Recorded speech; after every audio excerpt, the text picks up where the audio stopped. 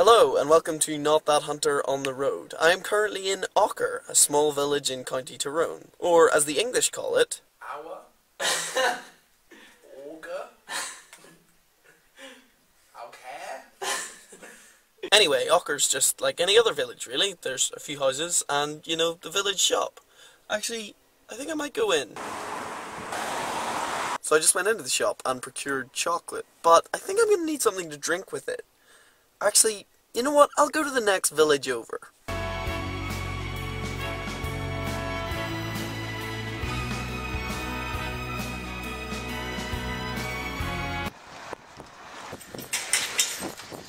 So I just purchased a can of Diet Cola flavoured carbonated beverage in Emmyvale, County Monaghan.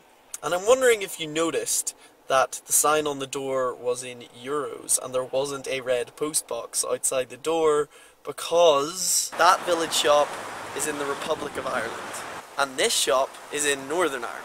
And there you have it, the #1 problem that the British government will face when trying to negotiate its exit from the European Union, the Irish border.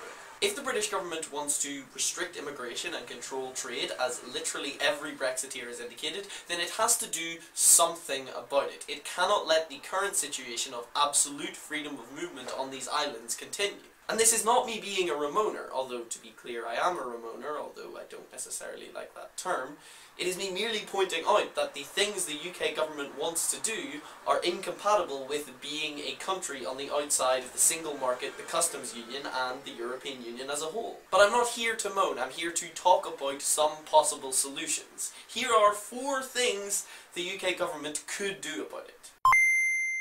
Put the border right here, where the border geographically is. If I had to guess, this is the kind of solution that the man down the pub might suggest as the most logical. After all, it is an international border. It should just function how other international borders work, between countries not in the European Union. That's normal, right? Well, not really. You see, the Irish border is hundreds of miles long and is crossed with lots of roads, not to mention lots of sort of single-lane farmers' tracks. It has been used for smuggling things across either side of it literally as long as it existed.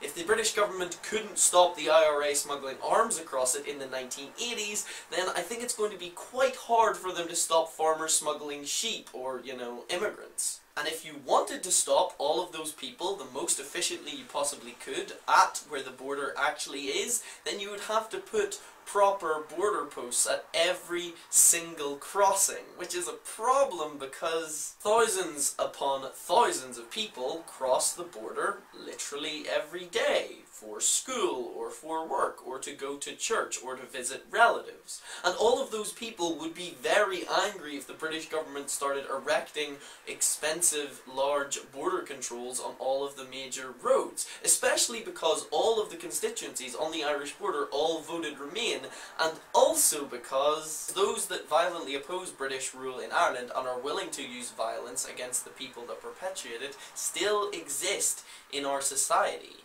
And within those border communities they might have some support at blowing up some of those border posts. You would require a massive security apparatus if you wanted to protect them and make them safe, which would just make them more unpopular and more expensive. You go down a rabbit hole of making them more of a target and creating something that is really bad for the security situation in Northern Ireland.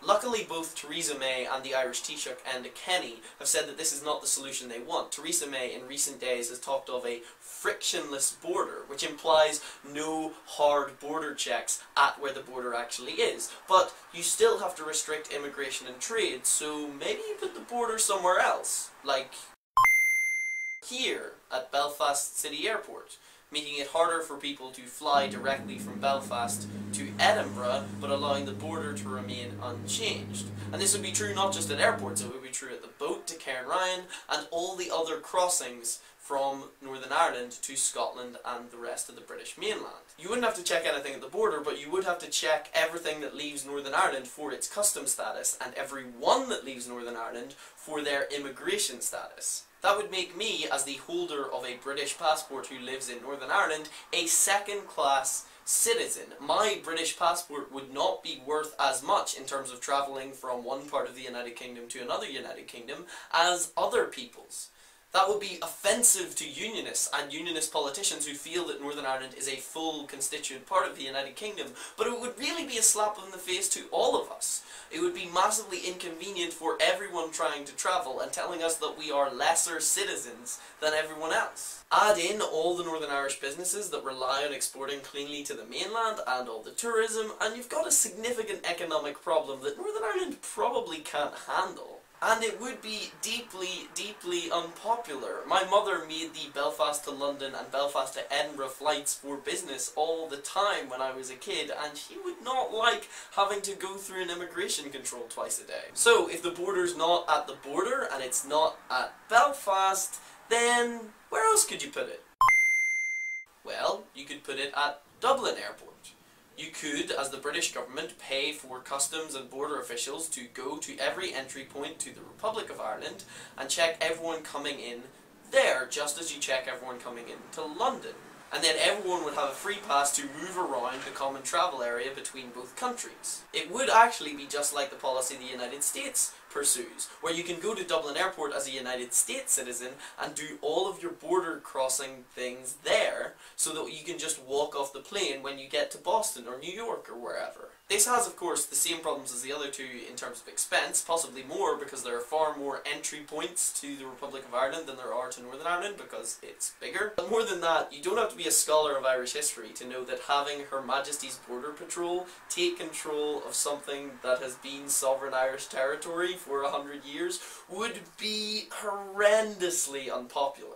And because it would be so domestically unpopular, the Irish government might well just say no. They're not going to allow the British government to do that.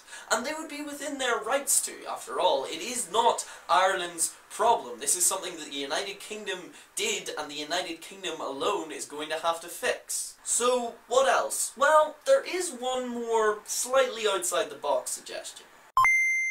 Northern Ireland could just stay in the customs union and the single market.